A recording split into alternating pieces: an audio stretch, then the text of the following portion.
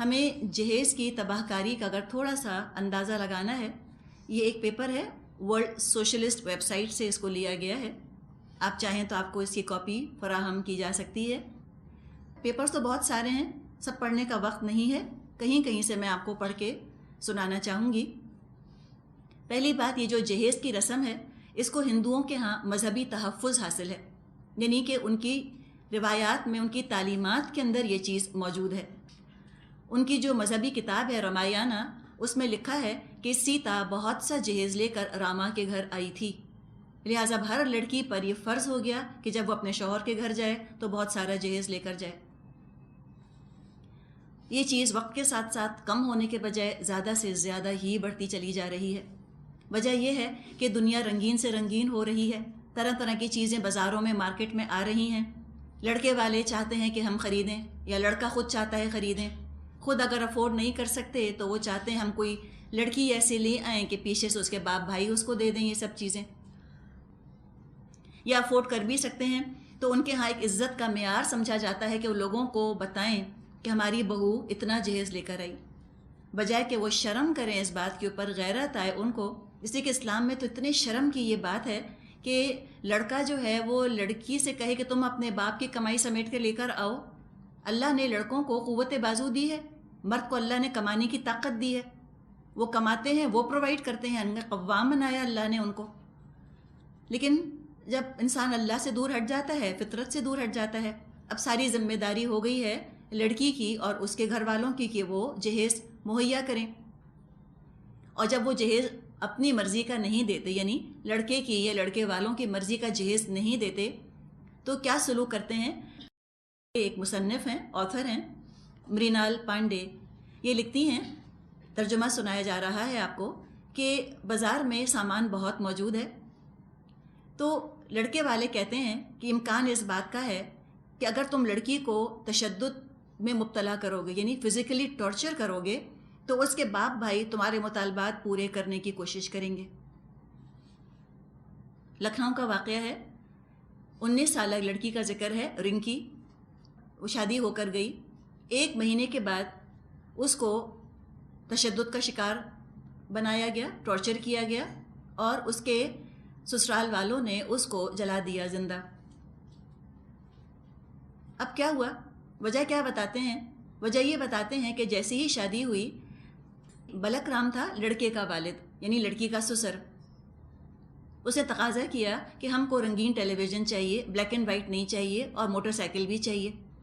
جب رنکی کی ماں ان مطالبات کو پورا نہ کر سکی تو انہوں نے سیویئر فزیکل ٹارچر کیا لڑکی کے اوپر، اس کے شوہر نے اور اس کی ساس نے، اور پھر اس کو جلا دیا. یہ برائٹ برننگ آپ سن رہے ہیں، یہ برائٹ برننگ فنومنن ہے. اور برائٹ برننگ جہیز کی خاطر کیا جاتا ہے، دلہن کو جلا دیا جاتا ہے، ختم کر دیا جاتا ہے، تاکہ دوسری لڑکی لے کر آئیں گے وہ اور جہیز لائے گی. ٹائم میگزین ایک سروے کیا تھا کہ 1980s اور 1990s میں جہیز کی ڈیمانڈ 15 گنا زیادہ بڑھ گئی ہے. یعنی یہ چیز کم ہونے کے بجائے، یہ لعنت، یہ کینسر کم ہونے کے بجائے بڑھتا چلا جا رہا ہے. آگے یہ لکھتے ہیں کہ یہ جو جہیز کا تقاضا ہے، یہ تو سالوں سال اس کا سلسلہ چل سکتا ہے. کوئی مذہبی رسومات ہوں، بچوں کی پیدائش ہو، یہ تمام موقع ذریعہ بن جاتے ہیں مزید درخواستوں کا، مزید توقعات کا، کہ پیسہ دیا جائے گا یا چیزیں دی جائیں گی. اگر لڑکی کے گھر والے ان باتوں کو، ان ڈیمانڈز کو نہیں مانتے تو جو بہو ہوتی ہے اس کو برا بھلا کہا جاتا ہے، ذہنی، نفسیاتی یا جسمانی تشدد اس پر کیا جاتا ہے. اور بہت ہی اگر ورسٹ کیس ہو جائے تو بیوی کو مار ڈالا جاتا ہے، تاکہ to make a way for a new financial transaction, that is second marriage. ایک اور شادی کی جاتی ہے تاکہ مزید وہ جہیز لے کر آئے. آگے مزید یہ لکھتے ہیں کہ the price of the Indian groom astronomically increased and was based on his qualifications, profession and income. India میں دولہا کے دام آسمان سے باتیں کرنے لگے. آپ مجھے بتائیے، یہ چیزیں ہمیں جانی پہچانی لگ رہی ہیں یا نہیں؟ جہیز کی توقع کرنا، کہنے کو کہہ دیتے ہیں کہ نہیں نہیں، ہمیں تو صرف آپ کی بیٹی چاہیے، ہمیں کچھ نہیں چاہیے. پھر کہتے ہیں آپ کی بیٹی ہے، آپ جو چاہیں دیں اپنی بیٹی کو. کیوں کہا؟ آپ کہیں کہ آپ کے بیٹے ہماری بہو بن کے آ رہی ہے، ہماری عزت ہے، جو ہم دے سکیں گے چھوٹا موٹا جیسا بھی، جو ہماری حیثیت ہے، ہم اپنی بہو کو چیزیں دیں گے. لڑکا کہے کہ میں اپنی بیوی کو پرووائڈ کروں گا. لڑکی کے والد پر یہ بوجھ ڈالنا کہ آپ دیں. اس کے بعد پھر ہمارے ہاں دیکھیں، بچہ ہوتا ہے تو توقع کی جاتی ہے کہ لڑکی کے گھر والے سامان لے کر آئیں گے اور کہیں گے کہ ہمارے ہاں تو رسم ہے کہ لڑکی کی پہلی ڈیلیوری ہوتی ہے وہ تو میکے میں ہی ہوتی ہے. کیوں ہوتی ہے میکے میں؟ تاکہ لڑکی کے گھر والے خرچہ اٹھائیں. پھر کہتے ہیں ہمارے یہاں رسم ہے کہ بچے کا پالنا تو ماموں دیتے ہیں. تو یہ رسم کیوں نہ ہوئی کہ لڑکے کا پالنا چچا دیں؟ پھر شادی کے موقع پہ یہ رسم کیوں ہے کہ لڑکی کی ماں لڑکے کے گھر والوں کو جوڑے بانٹتی ہے؟ اگر پوچھیں تو لوگ کہتے ہیں محبت بڑھتی ہے. تو یہ بھی پوچھیں کہ بتائیں کیا آپ کو ہم سے محبت نہیں؟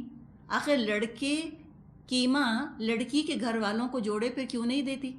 یہ ایک طرفہ محبت کیوں ہے؟ یہ سب استحصال ہے لڑکی کا، صرف اور کچھ نہیں. صرف جھکانا ہے لڑکی والوں کو، کم سے کم اتنا بوجھ ان کے اوپر ڈال دو کہ وہ جھک جائیں.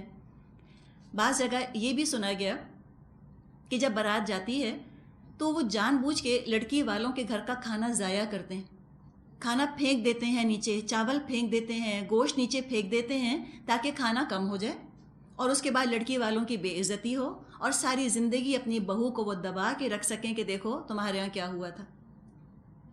یہ چیزیں ہمیں بہت جانی پہچانی لگ رہی ہیں. اسی طرح ہم مسلمانوں کے یہاں بھی سنا گیا ہے کہ بعض جگہ لڑکے کی پگڑی رکھی جاتی ہے. جتنا لڑکا کوالیفائڈ ہوگا، ڈاکٹر ہے، انجینئر ہے، یا اچھے خاندان کا ہے، یا لڑکے کے والد کسی اچھی پوزیشن پر ہیں، اتنی زیادہ لڑکے کی پگڑی ہوتی ہے. پگڑی کیا؟ کہ لڑکی والے ایڈوانس میں 4 لاکھ 5 لاکھ 15 20 50 لاکھ روپے لڑکے والوں کو دیں. اور یہ سب چیزیں عورتیں کرتی ہیں. تو آپ سوچیں ایک لڑکے کی ماں ہونے کے لحاظ سے کہ کیا میرا بیٹا کوئی بکاؤ مال ہے جو میں اس کو بازار میں جا کر بیچوں گی اور میں اس کے دام کھڑے کروں گی؟ نعوذ باللہ. ایک مسلمان ماں سوچ کیسے سکتی ہے؟ وہ کیا کل اللہ کو جواب دے گی کہ اللہ تو نے مجھ کو بیٹے جیسی نعمت دی تھی. اور حقیقت ہے کہ بیٹا نعمت ہے، بیٹی بھی نعمت ہے. اور انسان ہونے کے ناطے ہم سمجھ سکتے ہیں کہ بیٹا انسان کی فطرت کی خواہش ہوتی ہے، دل چاہتا ہے کہ انسان کے ہاں بیٹا ہو. اور بیٹا اگر اللہ دے دے تو یہ بہت بڑی نعمت ہے. اس نعمت کا بھی تو اللہ سوال پوچھے گا کہ تم نے یہ ظلم اور ستم کیا تھا اس بیٹے کی وجہ سے. تمہارا اپنا تو کوئی اس میں کریڈٹ نہیں کہ اگر تمہارے یہاں بیٹا ہو گیا، اللہ نے دیا. خواہش پوری ہو گئی، خواہش کر سکتا ہے انسان، خواہش پوری ہو گئی الحمدللہ، انسان اس نعمت کا حق ادا کرے. اللہ کی مرضی نہ ہوئی، بیٹا نہ ہوا، بیٹیاں ہو گئیں، الحمدللہ، اللہ ان کا خیال کرے. لیکن اس طرح ڈفرینشیٹ تو نہیں ہو سکتا. یہ ہندوؤں کے یہاں بھی یہی چیز ہے. ہندوؤں کے یہاں بھی سے کیا مطلب؟ ہندوؤں ہی سے تو ہم لے رہے ہیں یہ ساری چیزیں. اگر کوئی لڑکا ڈاکٹر ہے، چارٹرڈ اکاؤنٹنٹ ہے، انجینئر ہے، تو گریجویشن سے پہلے ہی اس کے دام لگ جاتے ہیں. دام لگنا ہی بات ہے نا. Even prior to graduation, develop the divine right to expect a fat dowry because they become the most sought after cream of the graduating and educated dowry league. یہ ایک چیز ہے زیادہ سے زیادہ جہیز حاصل کرنے کی. زیادہ پڑھاتے ہیں اپنے بیٹوں کو تاکہ جو لڑکی لے کر آئیں وہ زیادہ جہیز لے کر آئے. اور دوسری طرف یہ ہے کہ لڑکیاں ظاہر ہے بوجھ بنتی چلی جا رہی ہیں. اور پھر انہوں نے ابورشن وغیرہ کے بارے میں بتایا ہے کہ کتنی کثرت کے ساتھ ابورشن ہوتے ہیں ان کے ہاں. اور یہ سب کا سب جو ہے یہ جہیز کی وجہ سے ہی کیا جا رہا ہے. ایک آرٹیکل میں یہ بات لکھی ہے کہ انڈیا میں بامبے میں ایک اشتہار دیا گیا ہے، اس میں حاملہ خواتین کی حوصلہ افزائی کی گئی ہے کہ 500 روپے تم آج خرچ کرو، یعنی الٹرا ساؤنڈ کے اوپر یا ایمنیوسینٹوسس پر جینڈر ٹیسٹ کروا لو اور مستقبل میں 50,000 روپے جہیز کے بچا لو. کیا مطلب ہے؟ پتہ چلے کہ بیٹی ہے، ابورٹ کرا دو. اور یہ لکھتے ہیں کہ فیمیل انفینٹیسائڈ یعنی بچیوں کو اس طرح ابورٹ کرا دینا یہ پچھلی دہائی کے اندر، پاس ڈیکیڈ کے اندر تیزی کے ساتھ بڑھا ہے. اتنا کچھ علم میں آنے کے بعد اب کوئی یہ کہہ نہیں سکتا کہ حرج کیا ہے جہیز دینے میں. جتنی یہ لڑکیاں جلائی جاتی ہیں، اور جو آپ کو ایک بہت ہی معمولی سی جھلک ہے جو ان آرٹیکلز کے ذریعے دکھائی گئی ہے جہیز کی تباہ کاری کی، اس کے بعد بھی اگر ہم ان ہندوؤں کی اور مشرکوں کی رسومات کو نہ چھوڑیں اور ہم کہیں کہ ہم مجبور ہیں، ہم کو تو جہیز دینا ہی ہے، تو پھر جو بھی جہیز دے رہے ہیں اپنی بیٹیوں کو وہ اس جرم میں شریک ہیں، پرپیچویٹ کر رہے ہیں نا، کمپلائز ہیں وہ ان لڑکیوں کے جلانے میں وہ بھی شریک ہیں، انہوں نے بھی اپنا حصہ ڈالا ہے، چاہے ایک بوند برابر ہی حصہ ڈالا ہو. یاد رکھیے، جس رب نے بیٹی دی ہے اسی نے قسمت بنائی ہے. جہیز سے قسمتیں نہیں بنتی. اللہ رسول کی نافرمانی کر کے ہم سوائے مصیبت کے اور کچھ بھی اپنے حصے میں نہیں لے کر آ رہے. یہ وہ جگہ ہے جہاں ریجڈ ہونے کی ضرورت ہے، یہ ہے وہ جگہ، یہاں سخت ہونے کی ضرورت ہے. ہمیں اس سسٹم کو انشاءاللہ تعالی بدلنا ہے. ہمیں چھوٹی چھوٹی نٹ پکنگ سے، بال کی کھال نکالنے سے، ذاتیات سے ذرا سا بلند ہو کر اور سسٹمز پر توجہ دینے کی ضرورت ہے تاکہ کمپریہنسو مجموعی تبدیلی آئے، عورت کو اس کا مقام ملے. اس ذلت سے ہم اپنی بیٹیوں کو نکالیں. ہندوؤں کی رسم پوری کی پوری آج ہم مسلمانوں نے لے لی ہے، پوری کی پوری. لڑکے والے اپنا حق سمجھ کے لڑکی والوں سے جہیز وصول کرتے ہیں، اور اگر لڑکی جہیز لے کر نہ آئے اٹھتے بیٹھتے اس کو تانے دیے جاتے ہیں. اگر اس کی ماں نے پیراونیوں کے جوڑے نہ دیے ہوں، اٹھتے بیٹھتے باتیں سنائی جاتی ہیں کہ تمہاری ماں ہم کو ایک جوڑا نہیں دے سکتی تھی، فلاں کو دیکھو وہ تو اتنا جہیز لائی ہے، فلاں کو دیکھو وہ تو گاڑی لائی ہے. یہ ہم مسلمان خواتین کو زیب نہیں دیتا، اور چونکہ جہیز کی فکر اتنی پڑ جاتی ہے لہٰذا لڑکیوں کو پڑھایا لکھایا نہیں جاتا، اس لیے کہ کون ان کی تعلیم پر خرچ کرے. وہ فیس کے پیسے کیوں نہ جہیز کے لیے جمع کر لیے جائیں اور ان کو جہیز دے دیا جائے. بعض دفعہ بھائی یا باپ اپنے جسم کے اعضاء بیچتے ہیں، اپنی کڈنی بیچتے ہیں تاکہ وہ بہن کی شادی کے لیے پیسے فراہم کر سکیں. تو جہاں یہ حال ہو جائے گا ان رسومات کا، وہاں بھائیوں کو بہنیں کیوں اچھی لگیں گی؟ وہاں باپوں کو بیٹیاں کیوں اچھی لگیں گی؟ ان کا تو یہی حال ہوگا جو سورہ نحل کی آیت میں ہم نے پڑھا کہ چہرے پر کالک چھا جائے اور وہ غم کا گھونٹ پیے اور کہے کیا کروں، زمین میں دبا دوں کہ ذلت کے ساتھ لے کر پھروں، شادی بھی کروں، جہیز بھی دوں، اس کے بعد باتیں بھی سنوں، گھٹیا بھی ہوں. تو کون اپنی بہن کی شادی کرے اور اس کے بعد شادی کرنے کے بعد وہ سالہ بھی بنے، گھٹیا بھی سمجھا جائے؟ یہ جو ہندوؤں کا واقعہ ہے، ان کے یہاں جو رسم پائی جاتی تھی اور پائی جاتی ہے کہ بیٹی کے گھر کھانا نہیں کھایا جا سکتا، بعض مسلمان بھی اس کو اسی طرح پوری پابندی کے ساتھ اس کی اطاعت کرتے ہیں. ایک خاتون نے کہا، مسلمان خاتون نے، کہ میری بیٹی کا گھر میرے پڑوس میں ہے لیکن میں نے آج تک اپنی بیٹی کے گھر ایک پانی کا گھونٹ نہیں پیا. تو کیوں نہیں پیا؟ اگر اللہ پوچھے گا ان سے قیامت کے دن وہ کیا جواب دیں گی؟ یہ تو ہندوؤں کے طور طریقے ہیں، ہم مسلمانوں کا کیا تعلق اس جہالت سے؟ نبی اکرم صلی اللہ علیہ وسلم تو جایا کرتے تھے فاطمہ رضی اللہ عنہا کے گھر، آپ بیٹھتے تھے ان کے گھر میں، جو موجود ہوتا تھا آپ کھاتے بھی تھے اور پیتے بھی تھے. جس نے بیٹی دے دی اب وہ ایسا حقیر ہو گیا کہ وہ آ نہیں سکتا، یا اس کی عزت نہ ہو، یا اس کے آنے پر ناک بھاؤں چڑھائی جائے اور پھر بہو کو تانے دیے جائیں کہ تمہارے ماں باپ آ گئے کھانے کے لیے، نعوذ باللہ. ایسے ہم دین سے دور ہٹے ہیں اور کہاں جا کے ہم نے اپنی بیٹیوں کو ڈالا ہے. تو قتل کی تو ایک ہی صورت ہے ہی، کس طرح سے مار ڈالا جائے، ختم ہی کر دیا جائے اس کو. بعض دفعہ تو زندہ ہی درگور کر دیتے ہیں بیٹیوں کو. بیٹیوں کو ضرور تعلیم دیجیے، یہ ہے کرنے کا کام. جہیز کو چھوڑیے، اس کو سختی کے ساتھ سٹینڈ لیجیے جہیز کی رسم کے اوپر. ذاتی استعمال کی چند چیزیں دینا چاہیں تو دے دیجیے، اس کا اپنا کپڑا، اس کا اپنا جوتا، اس کا اپنا میک اپ، اس کا اپنا زیور جو ذاتی طور پہ استعمال کرتی ہے. شادی ہو رہی ہے، لڑکیاں سجنا سنورنا چاہتی ہیں، نئے نئے شادی کے دن ہوتے ہیں، ان کے دل کے ارمان ہوتے ہیں، اس کی اپنی سجنے سنورنے کی چیزیں آپ اس کو دے دیجیے. لیکن فرنیچر دینا اور فریج دینا اور قالین اور گاڑیاں، یہ کیوں دے آخر کوئی باپ اپنی بیٹی کو؟ کوئی ضرورت نہیں. اور کبھی مت سوچیں کہ ہم لڑکی والے ہیں، ہائے ہم کیا کریں. اللہ نے برابر کا رکھا ہے آپ کو اور لڑکے والوں کو، دونوں کو. لڑکی والے بھی اتنے ہی معزز ہیں جیسے کہ لڑکے والے معزز ہیں، برابر کی ان کی عزت ہے۔ ہم نے اگر اپنے آپ کو گھٹایا ہے تو ہم نے اسلام کو چھوڑ کر اپنے آپ کو گھٹایا ہے۔ ہم نے اپنی لڑکیوں کو حقیر کیا ہے تو اسلام کی وجہ سے نہیں، اسلام کو چھوڑ کے ہم نے ان کو حقیر کیا ہے۔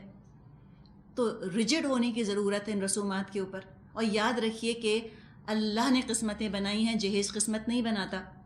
اگر جہیز قسمت بناتا تو جو لاکھوں کا جہیز لے کر آتی ہیں وہ بہت خوش رہتی، اور جو کچھ نہیں لے کر آتی وہ ساری زندگی روتی رہتی۔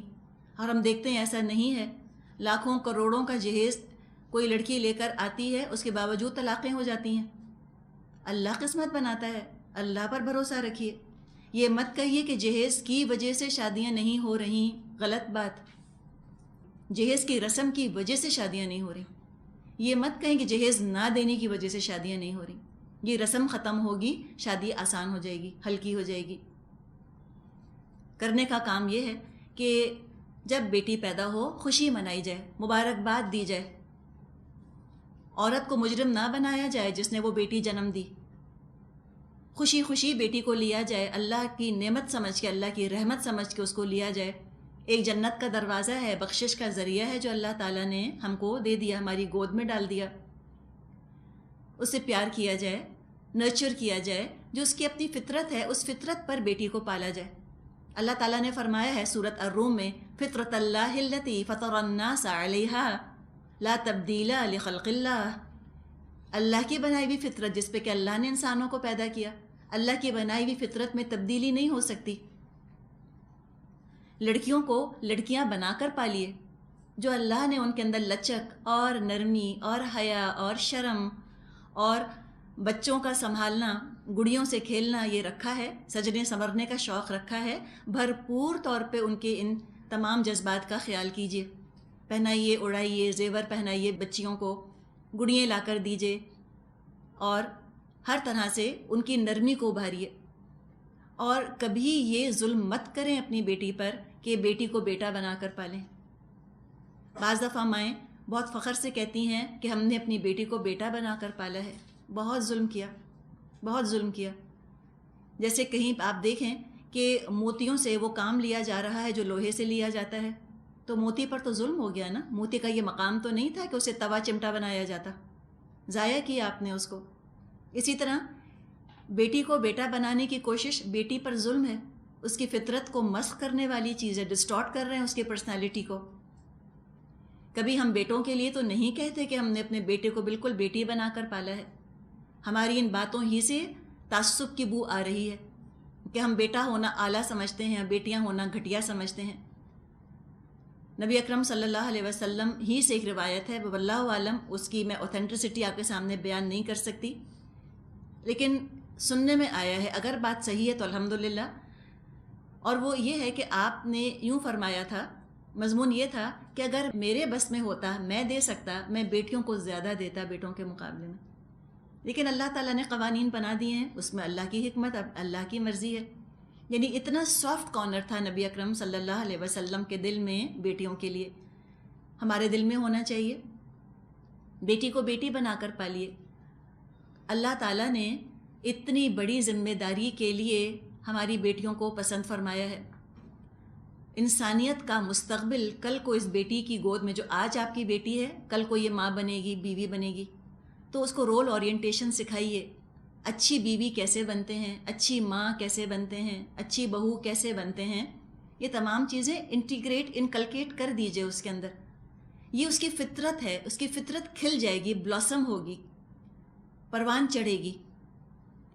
اس لیے کہ معاشرے کی سٹیبلٹی کے لیے، معاشرے میں صحیح توازن برقرار رکھنے کے لیے عورت کا اپنی صلاحیتوں کو پروان چڑھانا نہایت ضروری ہے۔ ہرگز اس کے اندر حقارت محسوس مت کیجیے۔ لڑکیوں کی نرمی کے اندر نرمی کوئی حقیر چیز نہیں ہے۔ اللہ تعالیٰ نے عورت کے اندر قوت برداشت رکھی ہے، اس کو چڑھائیے، گھرداری سکھائیے لڑکیوں کو۔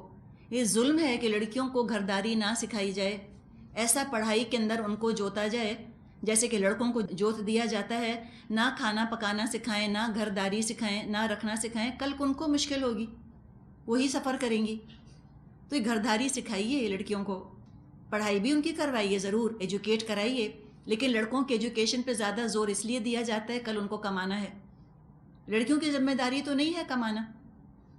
ایجوکیٹ ضرور کرائیے لیکن ساتھ ساتھ جو کل اس کو کردار ادا کرنا ہے معاشرے کے اندر، جو اللہ تعالیٰ نے ذمہ داریاں اس پہ رکھ دی ہیں، اس کی بھی تیاری اس کو کرانے کی ضرورت ہے.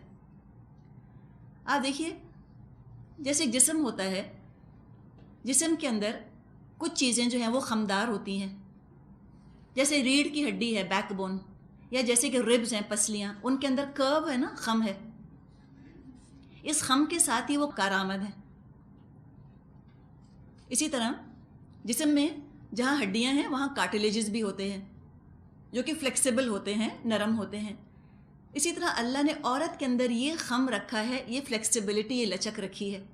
اور مردوں کے اندر اللہ نے لچک نہیں رکھی، سختی ہے، ریجیڈیٹی ہے ان کے اندر. اس کا اپنا مقام ہے. ہڈیاں بالکل سخت ہوتی ہیں، ہماری فیمر بون ہے جیسے پاؤں کی سب سے لمبی ہڈی ٹانگ کے اندر جو ہوتی ہے، اگر اس کے اندر لچک آ جائے گی تو جسم کھڑا نہیں رہ سکے گا، تو ضروری ہے کہ وہ ہڈی سخت ہو.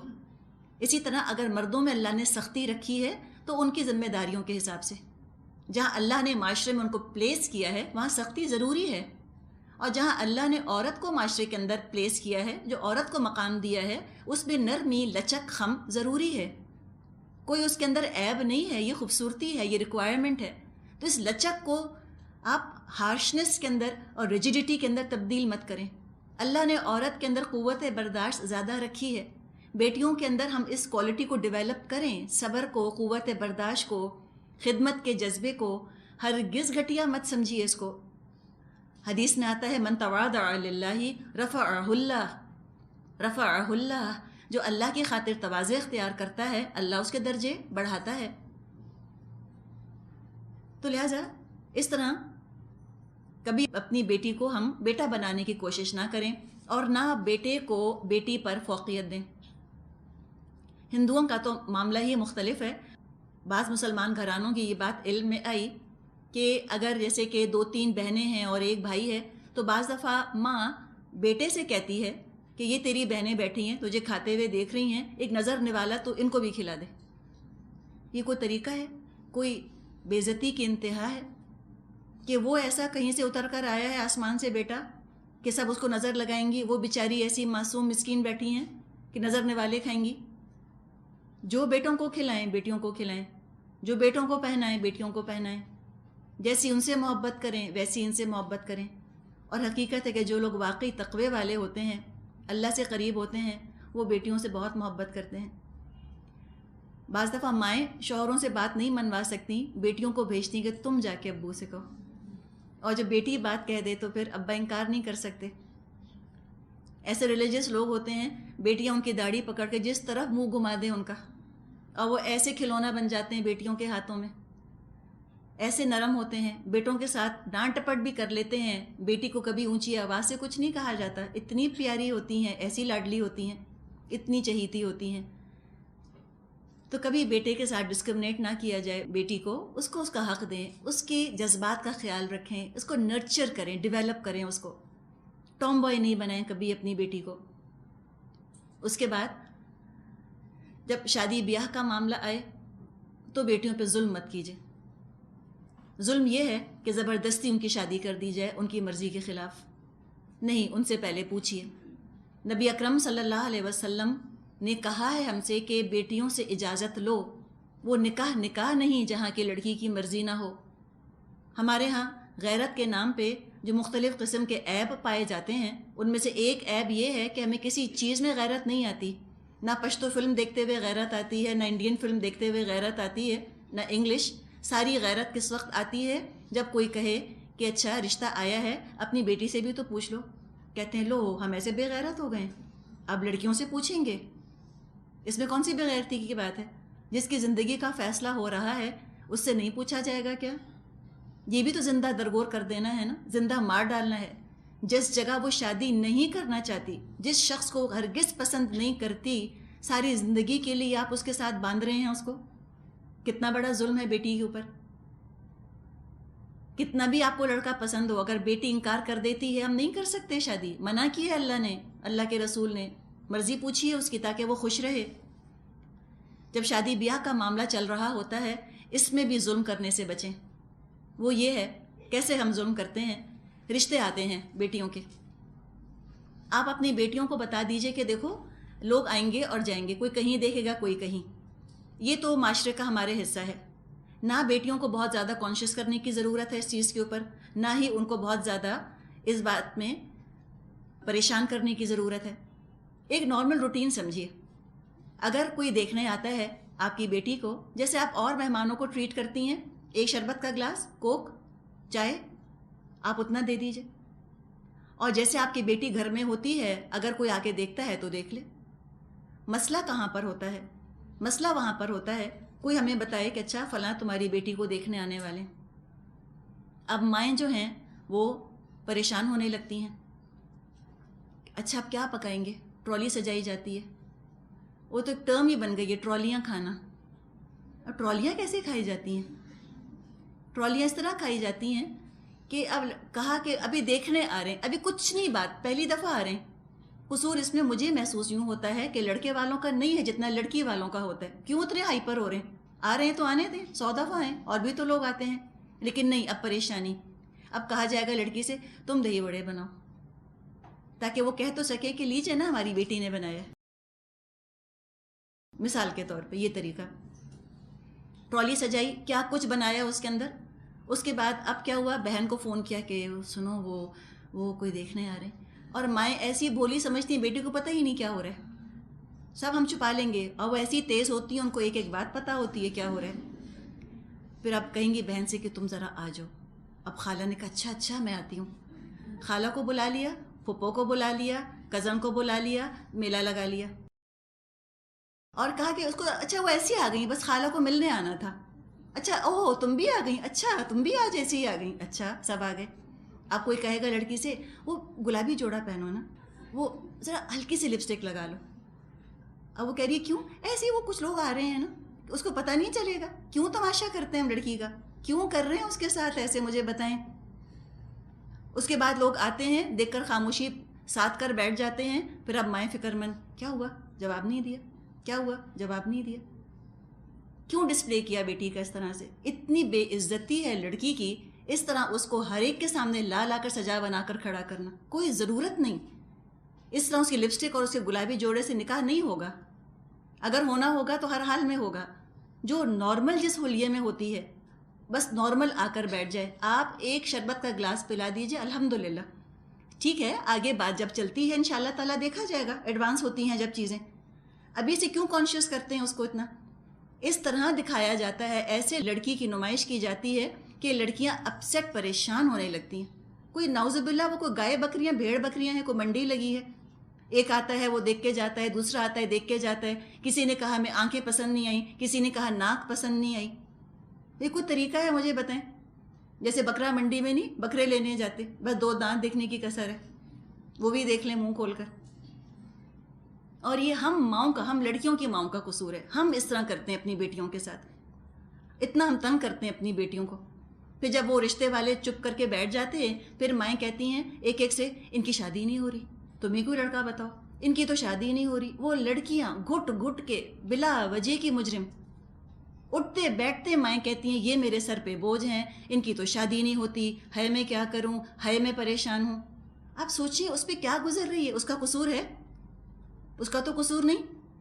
یہ ہم اپنی بیٹیوں کے ساتھ حال کرتے ہیں, اور سب محبت کے نام پہ کر رہے ہیں. زندہ مارنے والی بات ہے. ہم زندہ مار دیتے ہیں, نفسیاتی مریض بنا دیتے ہیں ہم بیٹیوں کو اس طرح کر کر کے. قطعاً کوئی ضرورت نہیں. اول تو آپ لوگوں سے کہیں کہ اچھا ٹھیک ہے کوئی نیوٹرل جگہ رکھ لیتے ہیں. اگر آپ کو دیکھنا ہے شادی بیاہ درس, یہ 10,000 جگہیں ہیں جہاں پہ لڑکی دیکھی جا سکتی ہے. اور لڑکے والے بھی اگر آتے ہیں تو لڑکی کی ماں بہت سے بہت آ جائے ایک آدھ کے ساتھ. یہ تو کوئی طریقہ نہیں ہوتا کہ پہلی دفعہ لڑکی دیکھنے جا رہے ہیں, انہوں نے بھی 15 لوگوں کو جمع کر لیا, پورا میلہ لگا لیا. ضرورت نہیں. یہ ہم خواتین کرتی ہیں نا, اس لیے آپ کے سامنے باتیں ڈسکس کی جا رہی ہیں کہ کس کس اینگل سے ہم اپنی بیٹیوں کے اوپر ظلم کرتے ہیں. بالکل ڈسپلے نہیں کرنا. اور ظاہر ہے چونکہ طریقہ یہ ہے, کوئی گھر اگر آتا بھی ہے تو نارمل طریقے سے ٹریٹ کیجیے نا. آپ بیٹی کو بتا دیجئے کہ ابھی نہ ہم نے ان کو دیکھا ہے نہ انہوں نے ہم کو دیکھا ہے. اور بیٹیوں کو بتا دیجئے کہ کوئی برائی نہیں ہے, 10 دفعہ ہمیں لڑکا پسند نہیں آئے گا, 10 دفعہ لڑکے والوں کو لڑکی پسند نہیں آئے گی. لڑکی کا عیب نہیں ہوتا, کوئی کسی کی اپنی ریکوائرمنٹ ہوتی ہے, وہ خاص قسم کی چاہ رہے ہوتے ہیں, کوئی خاص چیز ان کو دیکھنی ہوتی ہے, کوئی لڑکی کی بے عزتی نہیں ہے. لیکن جتنا ہم نارمل رکھیں گے ان چیزوں کو, اتنا انشاءاللہ اس کا امپیکٹ نیگیٹو کم ہوگا, اور جتنا ہائپر ہوں گے ہم ان چیزوں کے بارے میں اتنا زیادہ ہوگا. اللہ سے انسان دعا کرے کہ اللہ تعالیٰ تو نے مجھ کو یہ بیٹی دی ہے, تو اس کی قسمت اچھی کر. اور اللہ بیٹا بھی تو نے دیا ہے, کیا بیٹوں کی قسمت ہم نہیں چاہتے کہ اچھی ہو؟ بیٹوں کے لیے بھی انسان دعا کرے. تو یہ انسان دیکھ لے کہ پھر ہم اپنی بیٹیوں کے ساتھ اگر کوئی غلطی کر رہے ہیں تو اللہ ہمیں اس کی اصلاح کی توفیق عطا فرمائے, اور اللہ تعالیٰ ہمیں اس مشرک اور جاہلانہ معاشرے سے اور اس کی رسومات سے اللہ ہمیں نجات دے دے, اور صحیح معنوں میں ہم کو اسلامی معاشرہ بنانے کی توفیق عطا فرمائے. ہم یہ نہ سوچیں کہ قیامت کے دن صرف نماز روزے کے بارے میں پوچھا جائے گا. اللہ تعالیٰ ان مظالم کے بارے میں بھی پوچھے گا جو کسی نے اپنی بیٹی پر کیے ہوں گے. تو نبی کی سنت کے حساب سے ہم معاملہ کریں. جتنا ہم اسلامی معاشرہ بنائیں گے اتنا زیادہ ویمن لب وجود میں آئے گا, اتنا زیادہ ہماری بیٹیاں اور مسلمان خواتین آزاد ہوں گی, لبریٹ ہوں گی. جتنا زیادہ ہم اسلام سے دور ہٹتے چلے جائیں گے اتنا زیادہ ہم مختلف طوق ہیں جو کہ اپنے گلوں میں ڈالتے چلے جائیں گے, اور بیٹیاں اسی طرح بوجھ بنتی چلی جائیں گی. بیٹی تو اللہ کی رحمت ہے, یہ تو جنت کا دروازہ ہے جو کہ کھول دیا گیا ہے ہمارے لیے, یہ تو ہماری بخشش کا ذریعہ ہے. خوش ہو کر بیٹی کی پیدائش کی خوشخبری کو وصول کرنا چاہیے, خوشی خوشی مبارکباد وصول کرنی چاہیے. جو رسومات کی جاتی ہیں, مٹھائی کا تقسیم کرنا, وہ ضرور کرنا چاہیے, عقیقہ کرنا چاہیے. اسی طرح پیار محبت سے بیٹیوں کو پالنا چاہیے اللہ کی رضا کے لیے. اللہ نے امانت ہے جو ہمارے پاس رکھوائی ہے, اور اللہ تو امانت کے بارے میں ہم سے پوچھے گا. اللہ تعالیٰ سے دعا ہے کہ اللہ تعالیٰ ہم کو اس امانت کے بارے میں سرخرو ہونے کی توفیق عطا فرمائے. نحمدہ ونصلی علی رسولہ الکریم, اما بعد فاعوذ باللہ من الشیطان الرجیم. بسم اللہ الرحمن الرحیم. رب اشرح لی صدری ویسر لی امری واحلل عقدۃ من لسانی یفقہوا قولی. سورۃ النحل آیت نمبر 60. للذین لا یؤمنون بالآخرۃ مثل السوء وللہ المثل الاعلی وہو العزیز الحکیم. بری صفات سے متصف کیے جانے کے لائق تو وہ لوگ ہیں جو آخرت کا یقین نہیں رکھتے. رہا اللہ تو اس کے لیے سب سے برتر صفات ہیں, وہی تو سب پر غالب اور حکمت میں کامل ہے.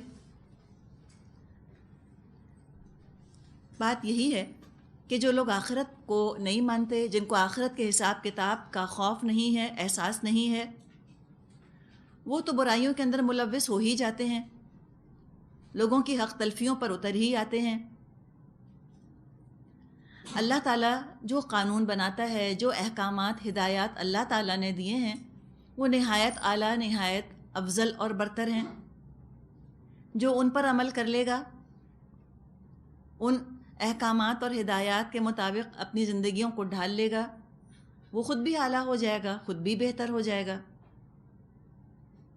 فرمایا آیت 61 61 وَلَوْ يُؤَاخِذُ اللَّهُ النَّاسَ بِظُلْمِهِمْ مَا تَرَكَ عَلَيْهَا مِن دَابَّةٍ وَلَكِنْ يُؤَخِّرُهُمْ إِلَىٰ أَجَلٍ مُّسَمًّى فَإِذَا جَاءَ أَجَلُهُمْ لَا يَسْتَأْخِرُونَ سَاعَةً وَلَا يَسْتَقْدِمُونَ.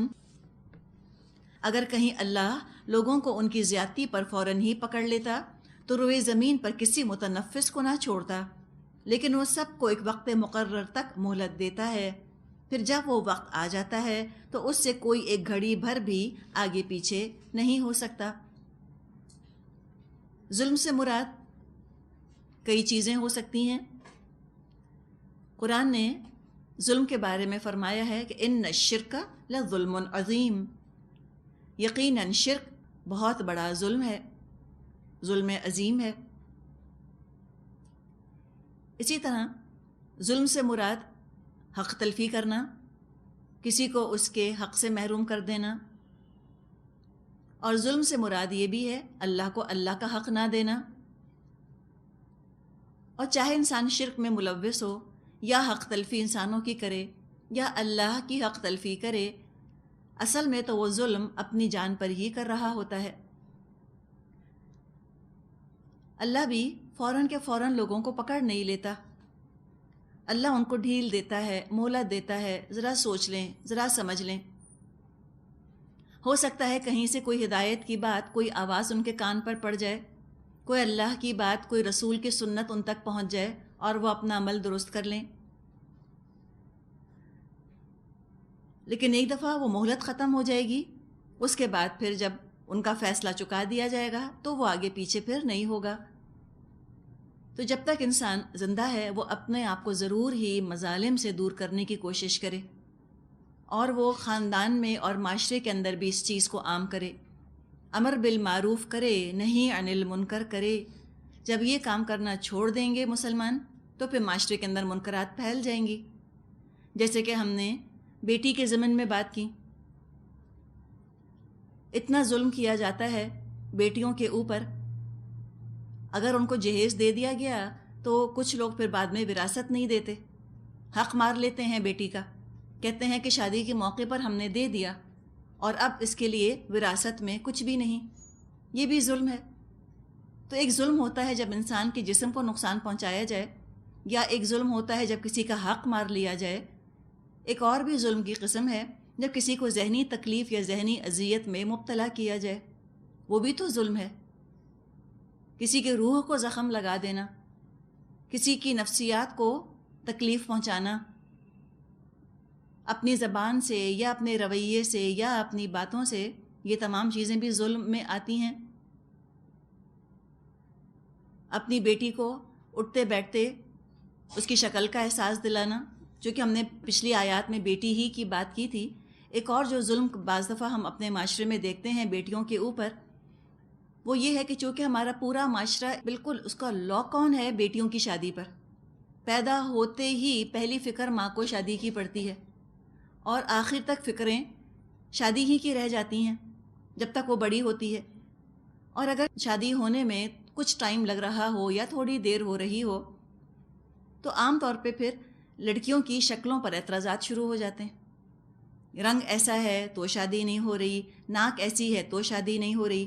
اور اس قدر کانشیس کر دیا جاتا ہے لڑکیوں کو ان کی شکل کے بارے میں کہ بعض دفعہ وہ ایک احساس کمتری ہی کا شکار ہو کے رہ جاتی ہیں. ان کی شخصیت اندر سے ٹوٹ پھوٹ جاتی ہے، نفسیاتی مریض بن جاتی ہیں. ہم یہ سوچ لیں کہ ہم اپنی بیٹیوں کی شکل پر بالکل ڈسکشن نہیں کریں گے، اور نہ ہی دوسرے کی بیٹی کی شکل پہ ڈسکشن کرنا ہے، اور نہ ہی دو کو کمپیئر کرنا ہے، آپس میں ملانا ہے. کوئی خاتون اس دن بتا رہی تھیں کہ ان کی 2 بیٹیاں ہیں. ایک بیٹی کی شکل اللہ نے بہت پیاری بنائی ہے، ایک بیٹی معمولی شکل کی ہے. لوگ آتے ہیں وہ دونوں کا مقابلہ کرتے رہتے ہیں. وہ کہتے ہیں یہ اتنی پیاری ہے، یہ کس پہ چلی گئی، یہ اتنی پیاری ہے، یہ دوسری کس پہ چلی گئی. تو آپ سوچیں کہ وہ جس کے بارے میں وہ کہہ رہے ہیں کہ یہ کس پر چلی گئی، تو ہو سکتا ہے کہ آپس میں بہنوں کے رشتے کے اندر بگاڑ پیدا ہو جائے، حسد پیدا ہو جائے چھوٹی بہن کو بڑی بہن سے، اور ہو سکتا ہے کہ بڑی بہن کے اندر کوئی غرور یا فخر پیدا ہو جائے، تکبر آ جائے اس کے اندر. یہ چیزیں کہنے کی نہیں ہیں. یقیناً انسان جب کسی کی شکل دیکھتا ہے اس کے اپنے دل میں لا محالہ لا شعوری طور پہ خیال آتا ہے کہ یہ شکل اچھی ہے، یہ شکل کم اچھی ہے، یہ شکل زیادہ اچھی ہے. تو جو دل کا خیال ہے اس کو تو ہم روک نہیں سکتے، لیکن زبان سے ادا کرنے کی قطعاً ضرورت نہیں. آرٹیکولیٹ مت کیجیے. ہمارے یہاں بہت زیادہ ہی شکلوں پر تبصرے کیے جاتے ہیں اور شکلوں پر بات چیت کی جاتی ہے. کوئی کریڈٹ نہیں کسی کا اگر وہ اچھا ہے، اور کوئی عیب نہیں اس کا اگر وہ اچھا نہیں. بنانے والا تو اللہ ہے، اللہ نے بنایا ہے، اور اللہ تعالیٰ نے اپنے بارے میں فرمایا ہے تبارک اللہ احسن الخالقین. بڑا بابرکت ہے اللہ، بہترین خالق. اللہ نے جو شکل بنائی ہے بہترین بنائی ہے. تو ان چیزوں پر کانشیس مت کریے اپنی بیٹیوں کو. پھر مشورے ان کو دیے جاتے ہیں کہ تم یوں بال کٹوا لو اور تم یہ کر لو، تم اس طرح سے کر لو تاکہ تم زیادہ پیاری لگو. ضرورت نہیں ہے. جس رب نے شکل بنائی ہے اسی رب نے قسمت بنائی ہے. اگر ساری خوبصورت شکلوں والے اپنے گھروں میں خوش رہتے تو ہم دنیا کا کچھ اور ہی نقشہ دیکھتے۔ قسمت کا تعلق یا شادی کا تعلق ہرگز شکل سے نہیں۔ کوئی گارنٹی نہیں ہے کہ کوئی انتہائی حسین پری ہوگا تو اس کی شادی بھی بہت خوشگوار رہے گی، کوئی معمولی شکل کی لڑکی ہوگی تو ساری عمر روتی رہے گی۔ یہ ہم نے کیسے سوچا؟ معاشرے کے اندر آپ کو بے شمار مثالیں مل جائیں گی جو کہ ہمارے اس خیال کی تردید کرتی ہیں۔ جو چیز اختیار میں ہے اس پر توجہ دینے کی ضرورت ہے، سلیقہ سکھائیے، ڈھنگ سکھائیے۔ یہ بھی دراصل ظلم ہے کسی انسان پر کہ اس کو اس کی فطرت سے ہٹایا جائے۔ اب لڑکی ہے، اس کے اندر نرمی ہے، بلا وجہ اس کے اندر اگریشن پیدا کرنا اور اس کو زبان دراز یا بدتمیز بنا دینا، یہ بھی ظلم ہے بیٹی کے اوپر، اس کو اس کے مقام سے ہٹا دیا۔ تو یہ سب چیزیں انسان ذہن میں رکھے، ظلم کا بھی ڈیفینیشن بہت وسیع ہے۔ اور بیٹیوں کے حقوق کی جو بات کی گئی ہے، بیٹی کے بہت سے حقوق ہیں، بہت سی ذمہ داریاں ہیں جو والدین پر آتی ہیں بیٹی کے سلسلے میں اور بیٹے کے سلسلے میں بھی۔ جو بیٹے کی فطرت ہے اس کو اس کے حساب سے پالا جائے، کسی کو اس کی فطرت سے ہٹانے کی ہم کوشش نہ کریں۔ نہ ہم بیٹوں کو ایسا بنائیں کہ وہ کل کو بڑے ہو کر بیویوں پر ظلم کریں، سسرال والوں کی عزت نہ کریں۔ نہ ہم بیٹیوں کو ایسا بنائیں کہ کل کو جب دوسرے گھر جائیں تو وہ سسرال والوں کو خاطر میں ہی نہ لائیں، روڈ ہوں اور بدتمیز ہوں اور ایٹیٹیوڈ پرابلم ہو ان کے اندر، یا وہ شوہر کے ساتھ بدزبانی زبان درازیاں کریں۔ ان چیزوں کے اندر کوئی ماں اپنی بیٹیوں کی حوصلہ افزائی نہیں کر سکتی، بلکہ ہر ماں کو یہ کوشش کرنی چاہیے کہ حتی الامکان اپنے بچوں کے اندر وہ تمیز، تہذیب، پولائٹنس اور ادب لحاظ انکلکیٹ کرنے کی کوشش کرے تاکہ وہ ظالم نہ بنے۔ آگے فرمایا آیت 62، وَيَجْعَلُونَ لِلَّهِ مَا يَكْرَهُونَ وَتَصِفُ أَلْسِنَتُهُمُ الْكَذِبَ أَنَّ لَهُمُ الْحُسْنَى لَا جَرَمَ أَنَّ لَهُمُ النَّارَ وَأَنَّهُمْ مُفْرَطُونَ۔ آج یہ لوگ جو چیزیں اللہ کے لیے تجویز کر رہے ہیں، یہ خود اپنے لیے ان کو ناپسند کرتے ہیں اور جھوٹ کہتی ہیں ان کی زبانیں کہ ان کے لیے بھلا ہی بھلا ہے، ان کے لیے تو ایک ہی چیز ہے اور وہ ہے دوزخ کی آگ، ضرور یہ سب سے پہلے اس میں پہنچائے جائیں گے۔ مفرطون کا ذکر کیا گیا، افرطا سے یہ لفظ بنا ہے، الف فا را طا، مطلب ہے اس چیز کو بھلا دینا یا کسی چیز کو چھوڑ دینا، پلٹ کر جس چیز کی خبر نہ لی جائے۔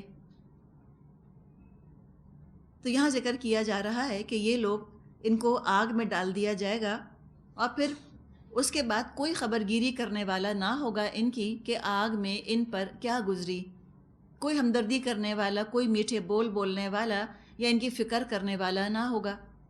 جیسے عادی مجرم کو کال کوٹھڑی میں ڈال کر بند کر دیا جاتا ہے، اسی طرح ان کو قید کر دیا جائے گا آگ میں۔ اور وجہ کیا؟ جرم کیا تھا ان کا؟ جرم یہ تھا کہ جب دنیا میں تھے، زندگی گزار رہے تھے، اپنے جی سے گھڑ گھڑ کر باتیں کیا کرتے تھے۔ تصف السنتہم الکذب، ان کی زبانیں جھوٹ گھڑا کرتی تھیں اور ذرا بھی ان کو احساس نہیں ہوتا تھا کہ کوئی گناہ بھی کر رہے ہیں۔ اب گناہ کا ڈیفینیشن پتہ بھی کہاں سے چلے گا؟ صرف اللہ کے کلام سے، اللہ کے رسول کے بتائے ہوئے اعمال کے بارے میں ہمیں پتہ چلے گا کہ اچھا اس کے بارے میں آپ نے فرمایا کہ یہ گناہ ہے۔ تو اگر انسان گناہ سے بچنا چاہتا ہے، اپنی زبان کو جھوٹ سے، غلط باتوں سے بچانا چاہتا ہے، تو ضروری ہے کہ اس کے پاس صحیح بات کا علم ہو۔ تو یہاں پر فرمایا گیا کہ یہ ایسے بڑے بڑے جرم کرتے ہیں اور اس کے بعد کہتے ہیں ان لہم الحسنى، اللہ کو خوش کرنے کا جو دعویٰ انہوں نے کیا ہے ذرا بھی سچا دعویٰ نہیں ہے۔ اور اس سے تو پہلے ہی پتہ چلا کہ اللہ کے لیے بیٹیاں انہوں نے الاٹ کر دیں، اپنے لیے بیٹے رکھ لیے۔ ہوتا یہ ہے دنیا میں کہ جو چیز انسان کو خود پسند ہوتی ہے، جس شخص سے محبت ہو اس کو اپنی پسند کی چیز ہی دینا چاہتا ہے انسان۔ جو چیز خود پسند نہیں ہوتی، جو چیز خود اچھی نہیں لگتی، وہ انسان دوسرے کو بھی دینا نہیں چاہتا جس سے محبت کرتا ہے۔ تو یہاں تو ان کی محبت کا پول بھی کھل رہا ہے اللہ سے، اپنے لیے تو ان کو بیٹے پسند ہیں